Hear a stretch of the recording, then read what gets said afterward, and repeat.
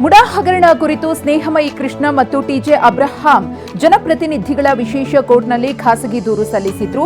ಇಂದು ಜನಪ್ರತಿನಿಧಿಗಳ ವಿಶೇಷ ಕೋರ್ಟ್ ಈ ದೂರಿನ ವಿಚಾರಣೆ ನಡೆಯಲಿದೆ. ಇಂದು ದೂರುಗಳ ವಿಚಾರಣೆ ನಡೆಸಲಿರುವ ಕೋರ್ಟ್ ತನಿಖೆಗೆ ಆದೇಶ ನೀಡಿದರೆ ಸಿಎಂಗೆ ಸಂಕಷ್ಟ ಎದುರಾಗಲಿದೆ. ಸಿಎಂ ಸಿದ್ದರಾಮಯ್ಯ ವಿರುದ್ಧ ಎಫ್ಐಆರ್ ದಾಖಲಾಗುವ ಸಾಧ್ಯತೆ ಇದೆ. ಸಿಎಂ ವಿರುದ್ಧ ಪ್ರಾಸಿಕ್ಯೂಷನ್ಗೆ ರಾಜ್ಯಪಾಲರು ನೀಡಿದ ಅನುಮತಿಯನ್ನ ಹೈಕೋರ್ಟ್ ಎತ್ತಿ ಹಿಡಿದಿದೆ. ತೀರ್ಪು ಎತ್ತಿ ಹಿಡಿತಾ ಇದ್ದಂತೆ ಸಿಎಂ ಸಿದ್ದರಾಮಯ್ಯನವರ ರಾಜೀನಾಮೆಗೆ ಬಿಜೆಪಿ ಆಗ್ರಹಿಸ್ತಾ ಇದೆ.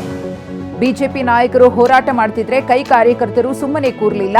ನಮ್ಮ ನಾಯಕನ ರಾಜೀನಾಮೆ ಕೇಳ್ತೀರಾ ಎನ್ನುತ್ತಲೇ ಬೆಂಗಳೂರಿನ ರಸ್ತೆಗಿಳಿದಿದ್ರು. ಬಿಜೆಪಿ ನಾಯಕರ ಭಾವಚಿತ್ರಗಳಿಗೆ ಬೆಂಕಿ ಇಟ್ಟರು. ಮುಡಾ ಅಕ್ರಮದಲ್ಲಿ ಸಂಕಷ್ಟಕ್ಕೆ ಸಿಲುಕಿರುವ ಸಿಎಂ ಸಿದ್ದರಾಮಯ್ಯನವರಿಗೆ ಹೈಕಮಾಂಡ್ ಬೆಂಬಲ ವ್ಯಕ್ತಪಡಿಸಿದೆ. ಈ ಬಗ್ಗೆ ಪ್ರತಿಕ್ರಿಯಿಸಿದ ಸಿಎಂ, ಹೈಕಮಾಂಡ್ ನಾಯಕರು ನನ್ನ ಜೊತೆಗಿದ್ದಾರೆ ಅಂತ ಹೇಳಿದ್ರು. ಮುಡಾಸ್ತ್ರ ಹಿಡಿದುಕೊಂಡು ಬಿಜೆಪಿ ನಾಯಕರು ಸಿದ್ದರಾಮಯ್ಯನವರ ಕುರ್ಚಿಗೆ ಇದೀಗ ಗುರಿ ಇಟ್ಟಿದ್ದಾರೆ. ರಾಜೀನಾಮೆಗೆ ಪಟ್ಟು ಹಿಡಿದಿದ್ದಾರೆ. ಶತಾಯ ಗತಾಯ ರಾಜೀನಾಮೆ ಕೊಡಬೇಕು, ಇಲ್ಲದಿದ್ದರೆ ಹೋರಾಟ ಅಂತ ಎಚ್ಚರಿಕೆ ಕೊಡ್ತಿದ್ದಾರೆ. ಈ ಬಗ್ಗೆ ಮಾತನಾಡಿದ ಎಚ್ಡಿಕೆ, ಸಿಎಂ ಸಿದ್ದರಾಮಯ್ಯನವರಿಗೆ ನಾನು ರಾಜೀನಾಮೆ ಕೇಳಿಲ್ಲ, ಜನರಿಗೆ ಬಿಟ್ಟಿದ್ದೇನೆ ಅಂದ್ರು. ಈ ಮಾತಿಗೆ ಪ್ರತ್ಯುತ್ತರ ಕೊಟ್ಟ ಸಿಎಂ, ಅವರೇ ಬೇಲ್ ಮೇಲೆ ಆಚೆ ಇದ್ದಾರೆ ಅಂತ ಕೌಂಟರ್ ಕೊಟ್ಟರು. ಇನ್ನು ಎಐಸಿಸಿ ಪ್ರಧಾನ ಕಾರ್ಯದರ್ಶಿ ವೇಣುಗೋಪಾಲ್ ಮಾಧ್ಯಮ ಪ್ರಕಟಣೆಯ ಮೂಲಕ ಆಕ್ರೋಶವನ್ನ ಹೊರಹಾಕಿದ್ದಾರೆ. ಮೋದಿ ಶಾ ಆಡಳಿತ ರಾಜ್ಯಪಾಲರ ಕಚೇರಿಯನ್ನ ದುರ್ಬಳಕೆ ಮಾಡಿಕೊಳ್ಳುತ್ತಿದೆ ಅಂತ ಆರೋಪಿಸಿದ್ದಾರೆ. ರಾಜ್ಯ ನಾಯಕತ್ವದ ವಿರುದ್ಧ ಅಸಮಾಧಾನಗೊಂಡಿರುವ ಬಿಜೆಪಿ ನಾಯಕರು ಕೆಎಸ್ ಈಶ್ವರಪ್ಪ ನಿವಾಸದಲ್ಲಿ ಸಭೆ ನಡೆಸಿದ್ದಾರೆ. ಯತ್ನಾಳ್, ರಮೇಶ್ ಜಾರಕಿಹೊಳಿ ಅಸಮಾಧಾನಿತ ಬಿಜೆಪಿ ಶಾಸಕರು ಸಭೆ ನಡೆಸಿದ್ದಾರೆ.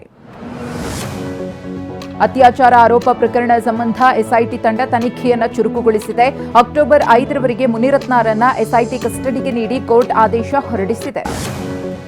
ದೇಶದ ಪ್ರಮುಖ ಪ್ರವಾಸ ತಾಣವಾಗಿದ್ದ ಗೋವಾ ಸಂಕಷ್ಟಕ್ಕೆ ಸಿಲುಕಿದೆ. ಕಳೆದ ಕೆಲ ದಿನಗಳಿಂದ ಸತತವಾಗಿ ಸುರಿತಾ ಇರುವ ಗಾಳಿ ಮಳೆಯಿಂದಾಗಿ ಜನರು ಪರದಾಡುತ್ತಿದ್ದಾರೆ.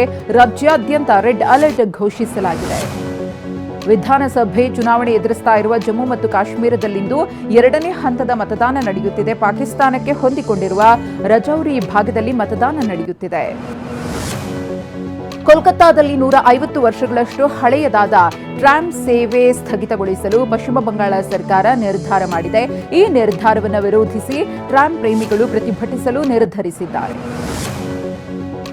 ಖ್ಯಾತ ಯೂಟ್ಯೂಬರ್ ಹರ್ಷ ಸಾಯಿ ವಿರುದ್ಧ ಅತ್ಯಾಚಾರ ಆರೋಪ ಕೇಳಿಬಂದಿದೆ. ಮದುವೆ ಮಾಡಿಕೊಳ್ಳುವುದಾಗಿ ಅತ್ಯಾಚಾರವೆಸಗಿ 2 ಕೋಟಿ ರೂಪಾಯಿ ವಂಚಿಸಿದ್ದಾನೆಂದು ಯುವತಿ ದೂರು ದಾಖಲಿಸಿದ್ದಾರೆ.